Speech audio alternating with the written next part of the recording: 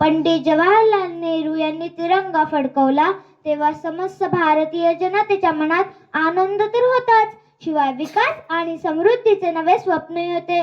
छत्रपती शिवाजी महाराजांचा राज्याभिषेक ज्याप्रमाणे स्वर्णाक्षरांनी लिहिला गेला त्याचप्रमाणे भारताच्या स्वातंत्र्याचा उद्घोष झाला. हा आनंद साजरा होत असताना नेतृत्व करणाऱ्या प्रत्येकाच्या मनात जबाबदारीची जाणीव आणि कर्तव्याचे भान होते आणि त्यातूनच डॉक्टर राजेंद्र प्रसाद यांच्या मार्गदर्शनाखाली घटना समितीची स्थापना करण्यात आली.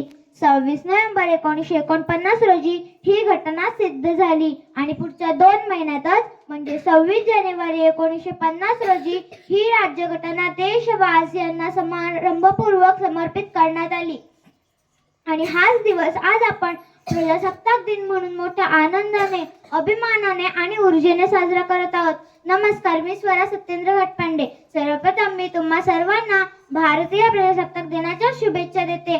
आजच्या या बालसभेचे सन्माननीय अध्यक्ष, शाळेचे मुख्याध्यापक, वंदनीय गुरुजन आणि गावातील मान्यवर आणि उद्याचे मतदार, देशाचे आधारस्तंभ असलेल्या मित्रमैत्रिणींसमोर भारतीय गणराज्य सद्यस्थितीत माझी भूमिका याबद्दल माझे विचार मांडते.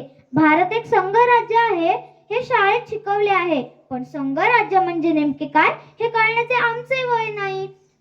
आम्ही प्रतिज्ञेत म्हणतो भारत माझा देश आहे, सारे भारतीय माझे बंधू आहेत आणि शेवटी म्हणतो त्यांचे कल्याण आणि त्यांची समृद्धी यातच माझे सौभाग्य सामावले आहे. फारच व्यापक अर्थ दडलेला आहे हो या 3 वाक्यात. एकीकडे संघराज्यही आहे, एकीकडे देशही आहे, पण संघराज्य म्हणजे देश नाही. फार विचार केला तेव्हा लक्षात आलं हे सगळं गुंतागुंतीचं तर आहेच, पण सगळं बरोबरही आहे. स्वातंत्र्यापूर्वी भारतात अनेक छोटी छोटी राज्ये होती. देशाचे पहिले गृहमंत्री, ज्यांना आपण पोलादी पुरुष म्हणूनही ओळखतो, त्यांच्या बुद्धिचातुर्यामुळे अनेक राज्ये भारतात हसत हसत विलीन झाली, तर काही राज्यांना चांगलाच इंगा दाखवून भारतात विलीन होण्यासाठी भाग पाडले. त्यामुळे झालं असं की विलीन झालेल्या प्रत्येक राज्याने त्यांच्यासोबत त्यांची भाषा, त्यांचा आहार, त्यांच्या धार्मिक मान्यता आणि त्यांचा पोशाख सोबतच आणल्या आणि भारताने त्या आनंदाने स्वीकारल्या. एकूणच भारताची मिश्र संस्कृती तयार झाली. त्यामुळे ठराविक एका संस्कृतीला उच्च स्थान आणि बाकी त्याखाली असे आपल्या पूर्वजांनी होऊ दिले नाही. त्यामुळे देशातील प्रत्येक व्यक्ती बांधव या विशाल कक्षात सहज सामावून गेला. आपल्या देशाने आजच्या दिवशी संविधान स्वीकारले आणि स्वतःला प्रजासत्ताक राष्ट्र म्हणून घोषित केले. हा देश शिवभूपतींच्या स्वराज्याप्रमाणे प्रजेचा आहे, सार्वभौम आहे. समाजवाद आणि धर्मनिरपेक्षता ही आमची वैशिष्ट्ये आहेत.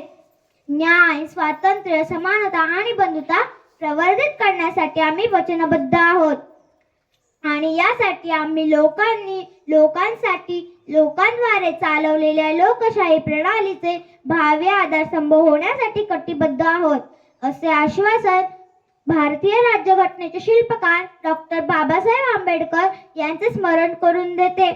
देशसेवा करण्यासाठी प्रत्येकाने सैन्यातच जावं किंवा राजकारणातच जावे असे नाही.